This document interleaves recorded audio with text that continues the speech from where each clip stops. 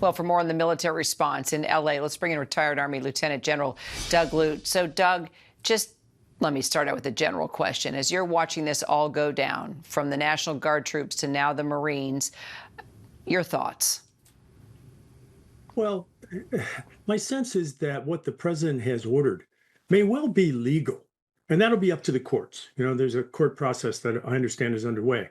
But just because it's legal doesn't mean it's needed and appropriate. It is not supported by local authorities. You heard from the mayor. It's not supported by the governor of the state.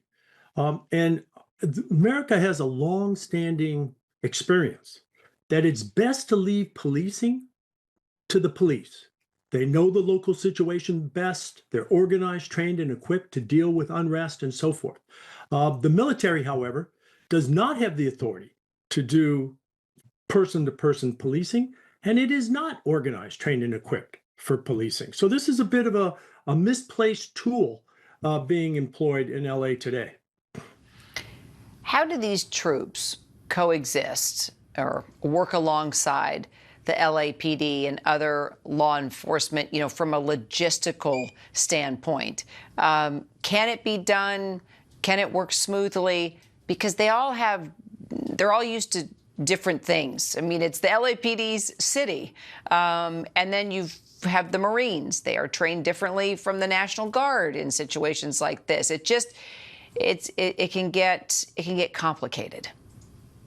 Well, it is complicated simply because you have a mismatch of tools with the military in place alongside the police, immediately alongside the police, where they're not best suited. I think there are two key ways that this can work. First of all, to narrowly define the military mission and keep them out of crowd control, keep them out of policing. So narrowly define it in terms of fixed site protection of federal government buildings, for example. And as I understand it, that's part of the mission today. So a narrow mission helps.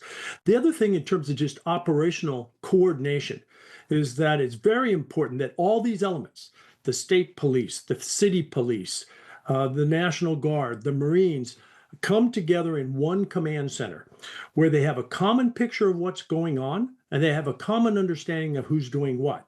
So they've got to break down any barriers to coordination by coming together into one joint unified center. So now we have National Guard troops accompanying ICE agents on immigration raids there in LA as well.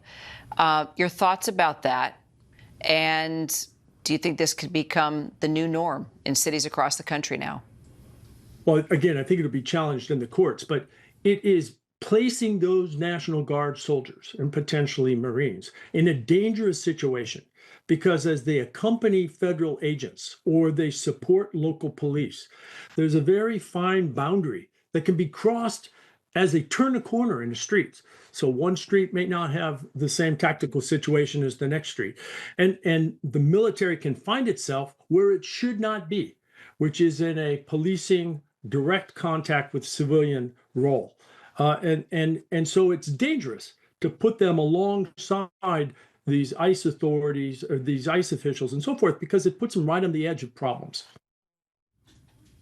Well, one thing that makes this different from previous protests is also this vitriol between the president and the governor of California. I mean, it's like the president and Elon Musk just going at each other until somebody, puts their hand down on the mat.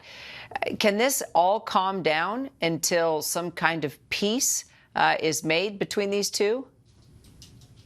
Well, let's hope that cooler heads prevail, right? I mean, these are both elected government officials.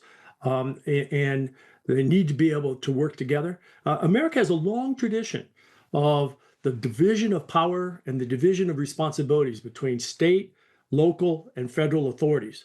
And if we follow those traditions, if we follow those guidelines, we'll be okay. It's when we repress those boundaries and we do more than requested of the military, for example, that we put ourselves in dangerous path. All right. Now I'm talking to you as a retired Army Lieutenant General. As you know, you'll be celebrating 250 years of the Army coming up this Saturday. We will be carrying live coverage of this big military parade. We had our eyes set on the history and the fanfare of celebrating our soldiers from so many different decades and so many different wars. Now the president is warning that any protesters at this military parade here in our nation's capital will be met with heavy force. We should point out, White House Press Secretary just said that, of course, peaceful protests will be allowed. But could this get ugly? Well, look, it's going to be 90 degrees in Washington on Saturday. I've driven the streets where the parade will take place in just a couple of days. There are all sorts of crowd barriers and so forth. So I think there's a major effort afoot to make sure that this is peaceful, respectful of the event, right? The 250th anniversary of the Army.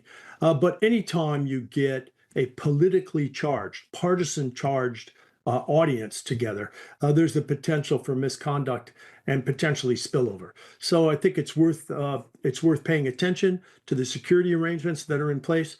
And I believe that our law enforcement officials, the police of Washington, D.C., the federal law enforcement authorities who will be at the parade will do their duty and understand what the rules are. All right. Fingers crossed. Lieutenant General Doug Lute, great to see you.